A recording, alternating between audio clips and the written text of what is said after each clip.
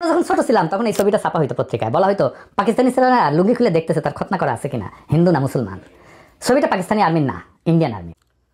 পিঙ্কু খুব সূক্ষ্মভাবে আপনাদের মগজ ধোলাই করে চলেছে।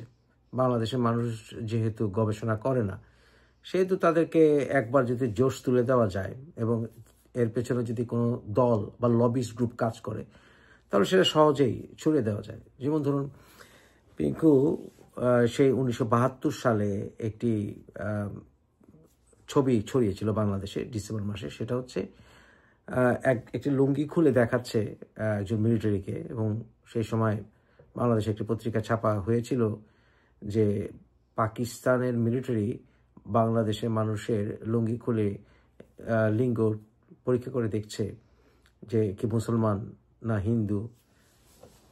এবং এটা বলে পিঙ্কু বোঝাতে চেয়েছে যে পাকিস্তান আর্মি সম্পর্কে মিথ্যা কথা বলা হয়েছে।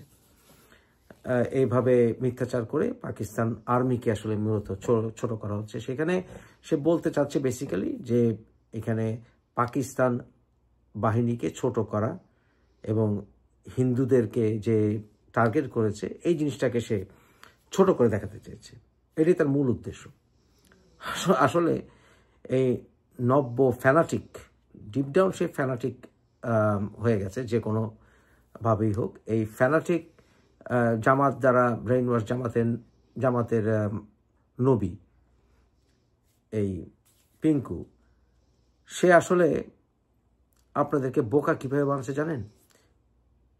সে যেটা আপনাদেরকে বলছে না যে পাকিস্তানে যুদ্ধকালীন সময়ে ইয়াহিয়া খানের প্রচার মাধ্যম এবং সকল পাকিস্তানের পত্রপত্রিকায় বাংলাদেশে এই যুদ্ধটাকে জিহাদ হিসেবে দেখানো হচ্ছিল। ভারতকে সাথে নিয়ে আমাদের বাঙালি মুক্তিযোদ্ধারা যে যুদ্ধ করছিল, এটা যে জেহাদ হিসাবে প্রচার করছিল পাকিস্তানের গণমাধ্যম, পাকিস্তানের তৎকালীন বিভিন্ন পত্রপত্রিকা, এই জিনিসটা সে ছোট করতে চেয়েছে। মানে সে মোটামুটি আপনারা যাতে এই বিষয়ে না জানেন, আপনারা যেন মনে করেন সবই প্রপাগান্ডা, এটা সে বলতে চেয়েছে। এবং এই উদ্দেশ্যেই ওই একটি ভুলকে কেন্দ্র করে সে পুরো বিষয়টাকে অস্বীকার করতে চাচ্ছে। হ্যাঁ, ওই সময় এই জিনিসটা একটা ভুল তথ্য ছাপানো হয়েছিল বাংলাদেশ একটি পত্রিকায়, কিন্তু এর অর্থ এই নয় যে পাকিস্তানের বাহিনী আমাদেরকে কাপড় খুলে চেক করতো না। এর অর্থ এই নয় যে হিন্দুদেরকে নিধন করা হতো না। এর অর্থ এই নয় যে এই বিষয়ে কোনো গবেষণা নাই। পাকিস্তানের গণমাধ্যমে যুদ্ধকালীন সময়ে প্রচার করা তো এটা জিহাদ, এবং এইটা বলে সমস্ত মুসলিম বিশ্বকে বাংলাদেশের বিরুদ্ধে রাখা হয়েছিল। এবং যুদ্ধকালীন সময়ে কোনো মুসলিম দেশ আমাদের পাশে ছিল না, এবং স্বাধীনতার পরেও আমাদের পাশে মুসলিম দেশগুলো ছিল না। বঙ্গবন্ধু হত্যা পর্যন্ত পাকিস্তান বাংলাদেশে কোনো এমবেসি খুলে নেই। বঙ্গবন্ধু হত্যা পর্যন্ত সৌদি আরব পর্যন্ত আমাদের স্বীকৃতি দেয়নি। বঙ্গবন্ধু হত্যার পরের দিন সৌদি আরব স্বীকৃতি দিয়েছিল আমাদেরকে, কারণ ওই যে বললাম জিহাদ হিসেবে প্রচার করা হয়েছিল।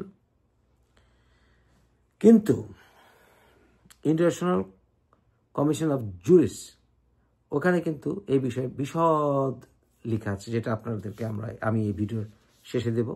এবং অসংখ্য গবেষণামূলক পত্রিকায়, গবেষণায়, বিভিন্ন জায়গায় এটা এস্টাবলিশড যে ওই সময় পাকিস্তানিরা হিন্দুদেরকে টার্গেট করে হত্যা করত।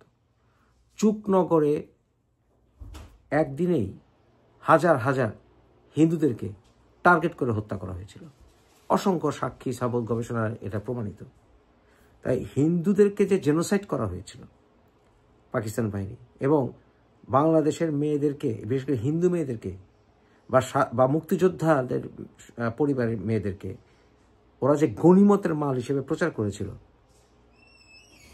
এবং বিভিন্ন জায়গায় ধরে রেখে যে গণধর্ষণ করেছিল পাকিস্তান আর্মি, ওই পাকিস্তান আর্মির এই ধর্মকে ব্যবহার করে ওরা যে নিপীড়ন, জেনোসাইড চালিয়েছিল, এই বিষয়টাকে ঢেকে পাকিস্তান যুদ্ধকালীন পাকিস্তান আর্মির ইমেজ বাড়ানোর জন্য এইটা একটা অজুহাত। হ্যাঁ, একটা মিথ্যাচার বলবো কি, ভুল তথ্য ছাপানো হয়েছিল। এটা আসলে ভারতের আর্মি তখন চেক করছিল অস্ত্রের জন্য, লুঙ্গির ভিতরে অস্ত্র ক্যারি করছে কিনা। এবং সত্য ঘটনা হচ্ছে এখানে ইন্ডিয়ান আর্মি চেক করছিল যে লুঙ্গির নিচে অস্ত্র ক্যারি করছে কিনা বাঙালি, কিন্তু এটা ভুল ছাপিয়েছিল বলে এর অর্থ এই নয় যা বললাম আপনাদেরকে যে হিন্দু জেনোসাইড হয়নি, বাংলাদেশে লুঙ্গি করে টেস্ট করা হয়েছে। কত বড় হারামি এই পিঙ্কু, যে তার মূল উদ্দেশ্য হলো এই সংবাদটা প্রচার করে পাকিস্তান আর্মির ইমেজটাকে আপ করা, অথচ ওর নিজের মার মুখের কথায় সেই ৬২তে পর্যন্ত অনেকবার পাকিস্তান আমরা দাঙ্গা হয়েছে, ৬২তে পর্যন্ত বগুড়াতে ব্যাপক দাঙ্গা হয়েছিল, হিন্দু মুসলিম এবং প্রচুর হিন্দুদেরকে নিধন করা হয়েছিল, অনেক হিন্দু মেয়েদেরকে রেপ করা হয়েছিল। এবং এই পিঙ্কুর নিজের বাপের ফ্যামিলি তারা এবং পিঙ্কুর নিজের মার ফ্যামিলি অনেকে ভারতে আশ্রয় নিয়েছিল। ওর মার মুখ থেকে শুনবেন, ওরা অনেক আত্মীয় স্বজনকে, ঘনিষ্ঠ আত্মীয় স্বজনকে পাকিস্তানের ৭১-এর যুদ্ধে পর্যন্ত হত্যা করা হয়েছিল। কত বড় নালায়েক হতে পারে এই পিঙ্কু, কত বড় নালায়েক হতে পারে। যুদ্ধের মধ্যে আমাদের সমস্ত ধ্বংস করে দেয় পাকসেনারা, পাকসেনা রাজাকার সবাই ধ্বংস করে দেয়। একটা মাত্র ঘর ছিল আমাদের, রান্নাঘরটা, আর বাইরের দিকে আমার শ্বশুরের কাচারি ঘরটা ছিল, সেখানে নাকি রাজাকারদের অফিস ছিল। এবং আমার শ্বশুর খুব বিখ্যাত উকিল ছিলেন, এবং আমার ভাসুররা, আমার এক ভাসুর, মেজ ভাসুর সত্যরঞ্জন ভট্টাচার্য, উনি তো খাবড়া ওয়ার্ডে গুলি খাওয়া মানুষ, লাস্ট খাবড়া ওয়ার্ডের একজনই বেঁচে ছিলেন, উনিও মারা গেছেন।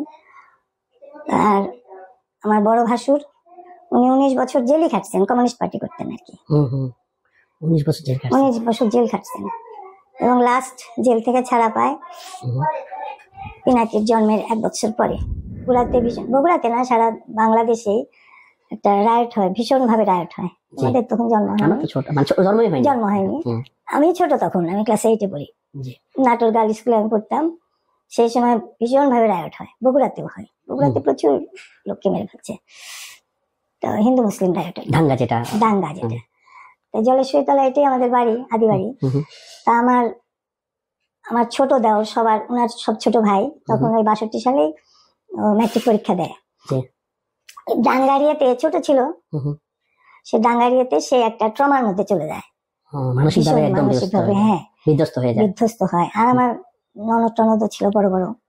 আর জানো, এটা বলতে তো অসুবিধা নাই যে কোনো একটা দাঙ্গা হলে মেয়েদের উপর একটা আক্রমণ হয় চিরকালই, এটা চিরাচরিত প্রথা হয়ে গেছে।